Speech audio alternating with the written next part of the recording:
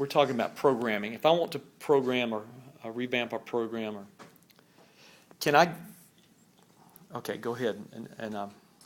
So if you want to modify the code, Yes. I mean, you need some basic programming experience, but Yeah. Well, I have somebody that can do that. yeah. So all you have to do is just give them the directory that's on your in your documents folder. That works on a Mac or PC or anything, right? Well, you'll need a Mac to do the Mac development, Okay. as well as a developer license. Okay. So Okay. you know. Like if you had a student working, they would probably already have their own developer license. If not, Okay. $100 gets Okay. them one. And then also that same directory, I believe, has Pete's stuff. Which, Yes. Okay. You could just give them the whole thing, and they can pretty quickly find what they're interested in. Okay. Okay. So. Good. Well, you talked earlier about your stuff is PC stuff, though, right? The development IDE, which is where you actually type the code, runs only on a PC. Or runs Okay. only under Windows, I'll put it that way. Okay. Or run a VM if you ever tried it. It should.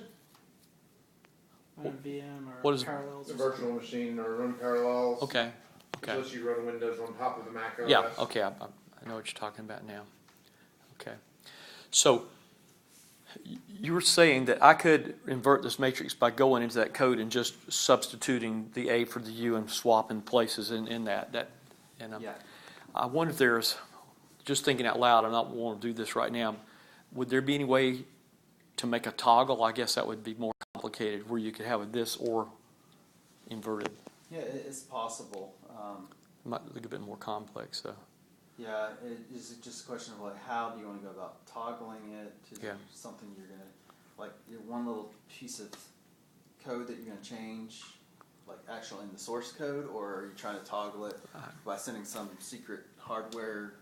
No, I would just, because we still don't know the best way to learn this, whether it's in a vertical orientation or a horizontal orientation. And either way you learn it is fine, because you can stick with that, but we still got to make a determination on that. The SCAD students, I'd come up with the conclusion that vertically is the best way to go, and they thought otherwise after working with it, and because of the transparency, if you would, of making the connections between keyboard and that.